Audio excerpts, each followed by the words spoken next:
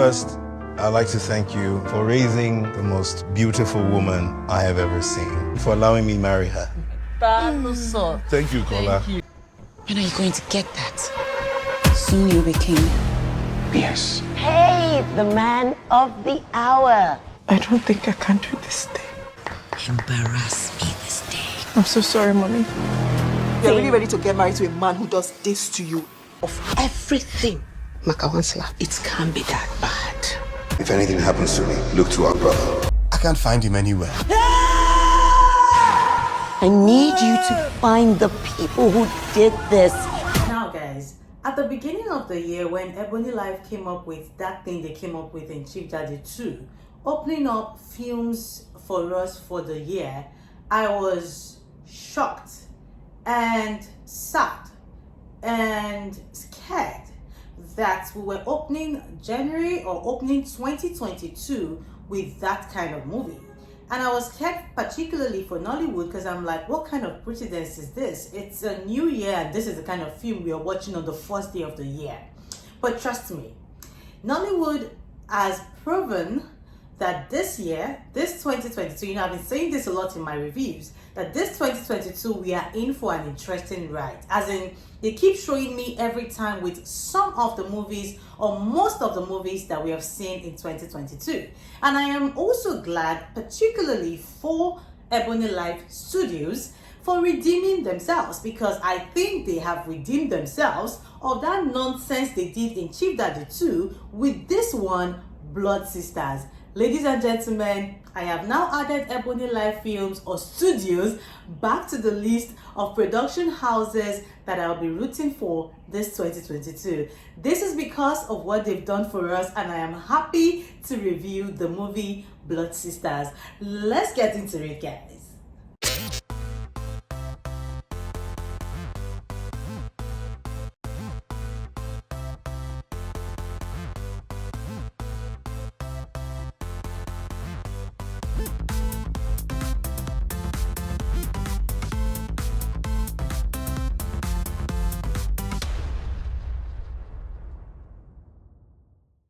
Welcome back to my YouTube channel. My name is Henshaw. Of course, that's my YouTube name. I know you all come with this, oh, you're married now. Yes, I'm married now, but that's my name right here.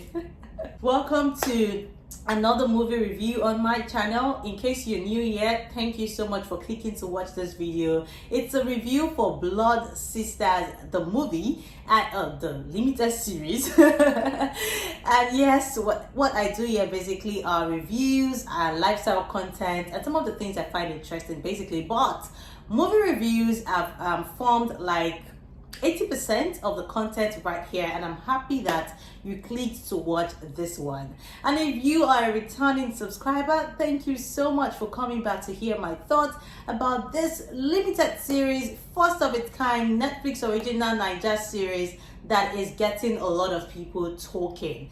I am glad to return. I know I promised you man for the job review. Before you shoot me, the show time has not been compatible with my schedule, but today, God help me, I will be checking it out because the cinema I usually watch movies seem to have reviewed their schedule and it's perfect now, so I'm definitely seeing that one. I'm bringing you a review shortly, but today I'm happy to be reviewing the limited series, first of its kind Netflix Naija original series Blood Sisters, coming from the studios of Ebony Life. Yes. I think I got all that line correctly. And you guys know that every time I review a movie, series, whatever it is, I always come with a bit of analysis. I try not to give spoilers, especially for those who haven't seen it. I do a bit of the storyline, the cast, the character development. I tell you what I love, the cinematography, the costuming, the soundtracks. I mean, we review all of these things in line with how it was put together and if what they were trying to achieve was done at the end of the day. So yes, I promise no spoilers in this review, and we're just going to do this very quickly before I run out to go see Man for the Job and bring you the review as promised. So let's get started. First up, I must say, like I said earlier on in the introduction, Ebony Life seem to have redeemed themselves off from what they gave us at the early stage of the year, which of course was not a good way to start movies this year. Chief Daddy 2 was absolute I don't know what to call it, but you guys, you can go back to see my review for that one in case you've not seen it. And then yes, from that time in January, I was a bit skeptical for Nollywood. I mean, I was asking a lot of questions. What does Nollywood have for us this year? Is Nollywood going to do better? Am I going to see improvement? I mean, for someone who's been reviewing movies consistently since 2019, I must say that I have seen the good, the bad, the the good, the bad, the ugly. And I'm always rooting for Nollywood. I'm not here to critique movies because I want to pull down Nollywood. You guys know that when I see an interesting movie, I go gaga. When I see an average movie, I encourage. When I see a not so good movie, I say my mind, but I also hope that we get it right. And from January till now, I think that we've done quite a lot. Nollywood has done and put in quite a lot of work, you know, to bring us some great pieces here and there. Has there been improvement? Yes, there has been improvement away from what we saw last year, and I'm totally still rooting for them. Blood Sisters is definitely one of those improvement Nollywood is experiencing right now, and believe me when I say this is going to take us to yet another great level. This is a job that I am happy is coming at a time like this. Ask me why. Okay, so the why would come in with me analyzing some of the things that form this body of work. I mean, we'll start with the casting. I already mentioned that it's a Netflix original. It's the first, okay, according to them, but I think they're right, sure. It's the first Naija Netflix original series. Okay, they've been able to seal that narrative, and it's all good for them. It was directed by Kenneth Iyan. The cast, fantastic. We're talking about Kate Henshaw, Ramsey, Nouah, Uche Jumbo, Ekpayong Basi, Inidima. There is Nancy Isime, Segun Arinze, Wale Ojo, Toke Makinwa, Wofai, Deyemi Okanlanwo, who is always a fave. Also had this new star who I'm totally rooting for, Genevieve Ume, and I think she's going to do amazing stuff in this industry. I am totally rooting for her. We had Gabby, that's Gabriel Afolayan. We had Kenny Bankole. Guys, there were a lot of them. There was also Toyin Abraham, Joke Silva. A lot, right? A lot. This is stellar cast. The dream, I call them the dream team kind of cast, and they did put in the work, and we can see the results visibly in our faces. With all of these people coming together, we're introduced to the story, which I also think that it still has a lot of questions hanging on it, and I would say that much later when I am doing my review, you know, fully as to what I think they got right and didn't get right. Okay, this is supposed to be a crime series. Yeah, it's crime, it's thriller, it's drama, you know, it has all those three elements. The three elements, I mean, it was very intense. Okay, so you can imagine what we are dealing with right now. And we're introduced to the family, a very, very crazy family. From the onset, this particular series was giving me the overall vibes, right? It was giving me the overall vibes. I don't know if any one of you saw the overall or is following the overall, the series by Tyler Perry. This particular series is giving me that vibe, the old psychopath family kind of vibe. Yeah, that's what it was giving me. So we're introduced to a family. We're supposed to have a wedding, and that's Inidima and Deyemi, Kola and Sarah. And then, you know, it was obvious that Sarah wasn't loved by Kola's mother, who is Kate Henshaw. Kola has a brother, who is Gabriel Afolayan. Gabriel has a wife, who is Kehinde Bankole. They have a child. So we're just introduced to their circle, what their family is like. We saw luxury, we saw power.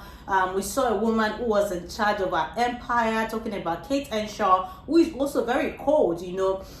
She has no love for anybody. That's how we felt. It was just one of our children. She has 3, by the way, but we could see that she was invested in one more than the other was invested in Deyemi, and then the remaining 2 were like outcast to her. She was cold, she was a villain to watch. She carried it so powerfully, it wasn't forceful. So I enjoyed watching her with those sober moments and then those cold moments. I mean, the switch was swift. It was interesting. Kudos to Kate Henshaw, by the way. So yes, introduced to the family, the crazy family.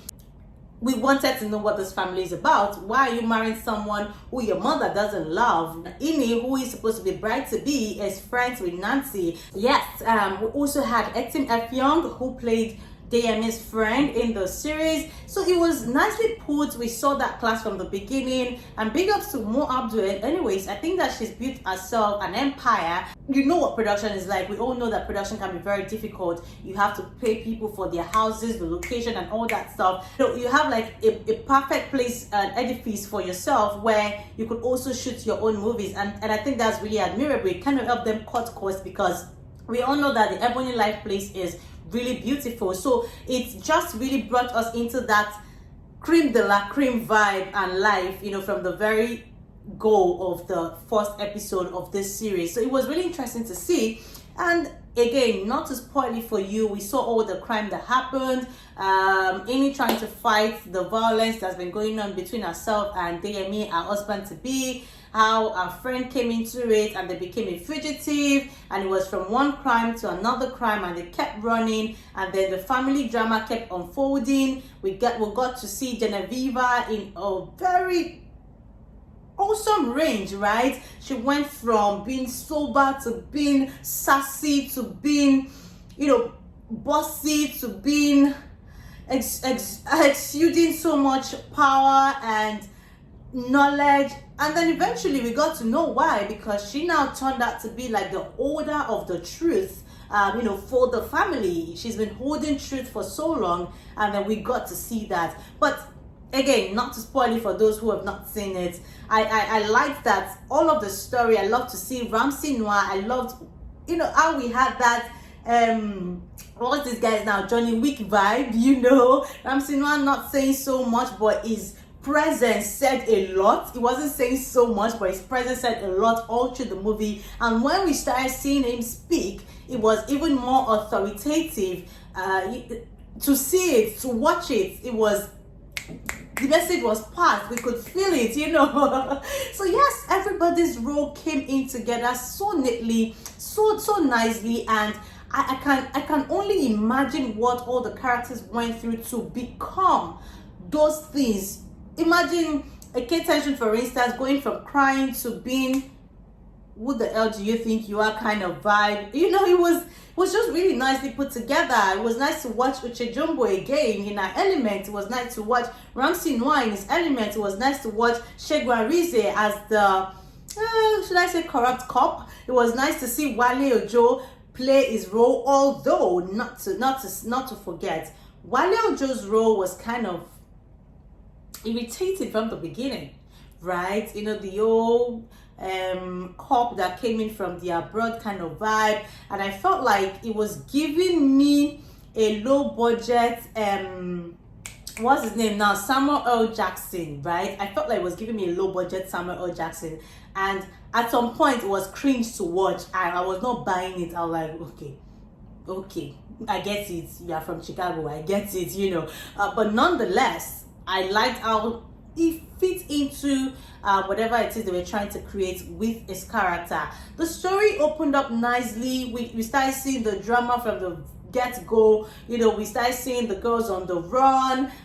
We wanted more. It kept drawing us in. It kept drawing me in, and I wanted to know, what's going to happen now? I'm screaming, oh, you want to run, they're behind you. I'm screaming, don't do that. I could literally, I was into it. They were able to draw me into all the things that were going on in that movie, even though they tried to inculcate some of the things we usually would see in Hollywood movies.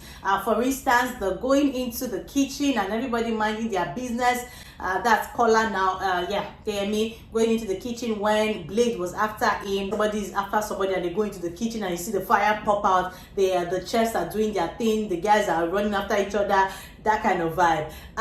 The whole thing was interesting to see. I like that we're trying new things. And like I said, it was a lot of improvement. So away from that, let's talk about the character development. I think that the characters still need some time to fully understand what we are seeing. I know that 4 episodes, like, why would you give us 4 episodes?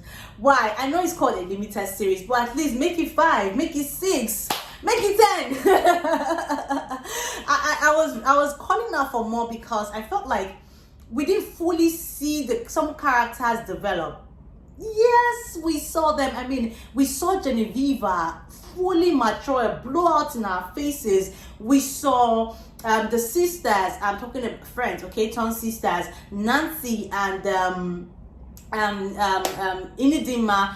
We saw them, but I'm not sure we've seen those characters fully develop. And when I say fully develop, I have questions. I want to know what their background is like. I want to know how they become so stiff, because I mean, you're butchering somebody and you're literally like, I wanted to see more fidgeting. I wanted to see more first timer kind of vibe. You're killing someone for the first time. It shouldn't be that easy, even though the vibes they were giving showed that they probably came from the street, because they had the street vibe. Even when they went to the hookahs, one time they were looking for someone, they had that vibe. Like at a point when they needed help to get a gun or something, Nancy went to a particular place and they were talking about, would you go and meet this person? And when we saw the person, it was obvious that they had history. So we sort of know or have an understanding of the fact that these girls didn't necessarily grow up as saints. So it was almost easy to adjust, apart from the fact that they had families that are leaving behind, they were scared. There was something about these girls that made them thick.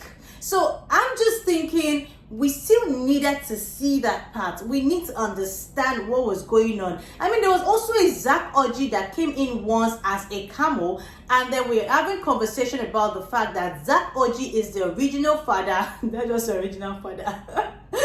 Zach Oji is the biological father of Deyemi, okay, who we thought was the father, who we thought was the son of Kate Henshaw's husband, who was, you know, pronounced dead or said to have died some many years ago. So we still needed to see some things. Why did Kate Henshaw love Deyemi the way she does? Why were they kissing lip to lip as mother and son? You know, there's still a lot of questions. I feel like there's still room for a lot of development. So I will not necessarily judge what we saw right now, because I feel like there is still more we are going to see. But trust me when I say 4 episodes is not enough for what you guys just gave us. I'm trying to breathe. But again, character development, we watch some of these people become, right? I loved how we watched Etim go from being the loyal friend to seeing his friend as the beast or monster that he now was, or he was said to be, which he didn't see before. I loved how we saw what Wale Ojo move, although like I said, it was cringe to watch at some point, but I liked that part. I like how Kate Henshaw kept giving us a vibe. I liked how Genevieve, I mean, she's the star of this series. I liked how she showed up and showed out. I kept telling a friend who we started watching it together that this girl, she came to kill herself in this series. Like, she came to act like, see guys, you must see me, I must be seen, this is my chance, I'm dying dear. That was what this girl came with, and I am so happy for her that we get to see the work she put into this. Yes, of course, there was Joke Silva, who is Nancy's grandmother. They ran to. There was Toyin Abraham, who is also played a camel, came in as a camel, where she helps the girls. And that particular scene gave me some vibes. If you don't understand that scene, for some of us who lived in areas where that kind of tradition used to happen and people were not supposed to come outside for a whole day, particularly women, you would understand the anxiety and the intrigue that came with whether or not they were going to get caught up in the web of that particular ritual that was going on in that town they ran to. I felt it. I'm like, oh, can somebody please just open the door, because if they are caught, trust me, they are not going to live to tell the story. So I felt all of the things they wanted us to feel. I really felt it. I felt that there was a lot of originality as well, in line with the lines, you know, the police part. Police will always be pleased. Nigerian police will always be pleased. They will act well, you know, it's normal. But I felt like some scenes were kind of, but I can let go. And then the introduction of the other psychopath, because I feel like there are so many psychopaths at the end of the day. The doctor who was the human organ harvester, that was also intriguing. How did I forget Ibrahim Suleiman, who is Kenny, and also, I mean, it felt like in this series anybody can die, and that's like the overall vibe, to be honest. That's still the vibe I'm getting. Eventually, Genevieve killed her brother and his wife, and I was really itching to see a development whereby Kende Bankole now has a face-off with Kate Henshaw, like they have a power tussle or something, but I guess we'll not get to see that, or I think we'll not get to see that, because according to what we saw, Genevieve shot Kende Bankole and their brother at the end of the movie. But again, I can go on and on because I cited a lot of things. But did they do well with the development? Yes, they did. The acting was good. I loved to watch it. It was intense. It did what it was supposed to do. The lessons were also passed loud and clear. I mean, we saw what friendship can do, and we saw what that bond can bring. I mean, we are getting to understand the path of women speaking up when they are undergoing violence, especially domestic violence, what speaking up can do to you, especially when you do it on time. We saw the path of parents listening to their children. I know that money is a thing. Uchejumbu probably got carried away with that part, and she wasn't listening to her child when her child opened up to being abused by her husband to be. But we also saw the realization that came with the character later on, where the child called in after she became a fugitive, and she told her, I am sorry for not listening to you, please run and don't get caught. I mean, we saw some of these things play out, and it was just interesting to see. Let's quickly get to some of the things that did it for me. Again, I've said the acting was good. The cast were not just another stellar cast put together. They did what they were meant to do. It was a dream team. I can literally see all of them now on social media, and I'm like, these guys worked as a family, and maybe that's why we got the results that we're currently seeing. So indeed, the acting, everybody played their part, and even when it felt like somebody was getting weak, because believe me, this kind of movie is not the type that would not take energy out of you. So it was almost normal to see that some scenes were not giving the energy they were supposed to give. I can imagine how long they had to shoot. I think it was like a 2-month project, so it wasn't rushed like those normal movies, and I can imagine the energy they had to put into it, and sometimes they could get tired on set. But again, these guys tried to give their best at every point. I had to scream at some point, especially when Nancy was fighting Kola, that's Deyemi, where she rolled at that beginning when they were having that fight. I saw also that part where she was fighting Ramsey and how she flew out of the window at Makoko. All of these things are not child's play, and I can only but give them thumbs up for the effort they put into it. So yes, I think that also did it for me. The directing, if you're a bit flaw, I feel like it can be better, but it was okay.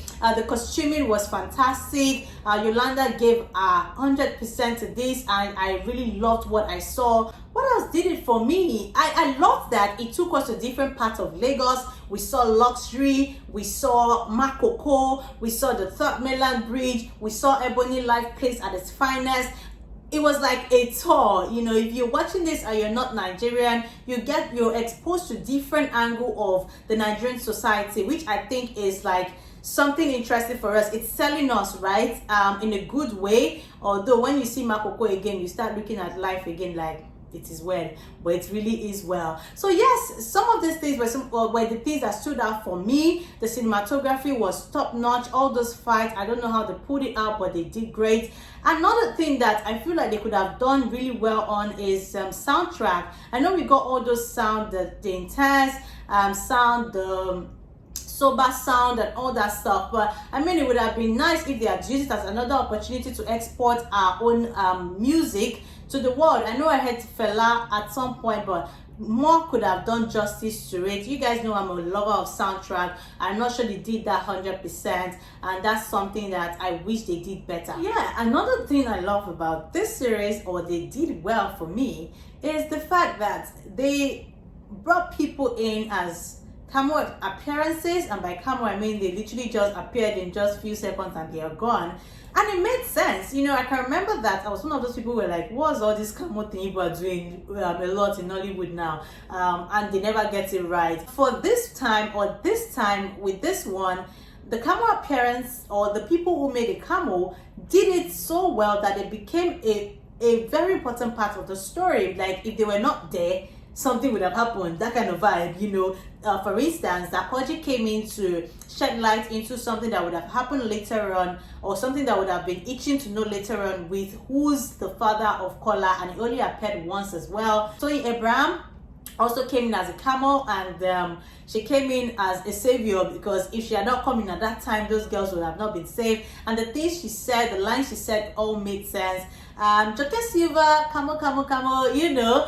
And yes, it was also interesting to see her. I think it was about 2 or 3 scenes, but it was as fast as it gets. Who also came in as a camel? We had quite a number of people who came in that I might not be able to remember now. Okay, Wolfie also came in as a camel because it was just once, and then she was the one who made us know what Kola has been doing to other girls, because Kola took her eyes. So it was nice to see that people can come in, show face once in a movie, but make sense, right? It's not demeaning to the person, it's not belittling the person. They came in one scene and they're good. We're good. We remember them. We liked what they said. We liked what they did. We liked their contribution. That is what Camel should look like, should be like. So you guys, other directors, other movie producers should learn from this. Okay? Okay.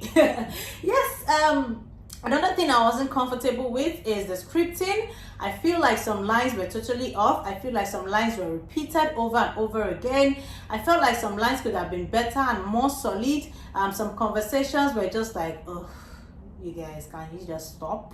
Okay, but overall, I think that the actors just found a way of covering up for what we saw. I like that I saw most of them in a different light. I mean, there's a Kehinde Bankole who I did not know could be that intense, you know. I like that I saw most of them in a different light. I saw Nancy in a different light, and that's gym thing that Nancy is invested in. Trust me, it's working for her, because see the way she carried Ini at some point, and we saw them go from Nancy being the strong one to Ini being the strong one. I mean, Nancy had an injury with the good doctor, and we saw how things moved from that point, and Ini had to make this decision, which kind of just tells us what happens in friendship. It has to be like a mutual thing, like we work hand in hand together. When I'm in my lowest point, you pick me up. When you are in your highest point, you also pick me up in my low point. So I think it was just beautiful to watch the synergy between these ladies, and you can tell that it was really genuine, because at the premiere we saw what happened, how Ini went on to Nancy and she was in tears. Yes, basically it was just beautiful to watch some of these things, even though it was not without its flaws. Again, there is no Nollywood movies without flaws. Nollywood is growing every day. There's a lot of improvements every day. I'm happy to see it, but definitely not without flaws. And for some of the flaws in this one, I think I can still let go for now, hoping that the next one would give us more light in some of the questions we have. But overall, was it good? Yes, it was good. A good way for Ebony Life to redeem themselves, and I'm just really impressed. You know, if you've seen Ebony Life films, you know that this is like a lot of improvement. And I'm happy for them that it came out well, because Ebony Life films are always very cringy, like. But this one, They got it right in a lot of places, and it's going to be the reason why I would ignore the flaws that I saw at the end of the day in the series. So yes, how would I rate it? I would rate it a 7/10.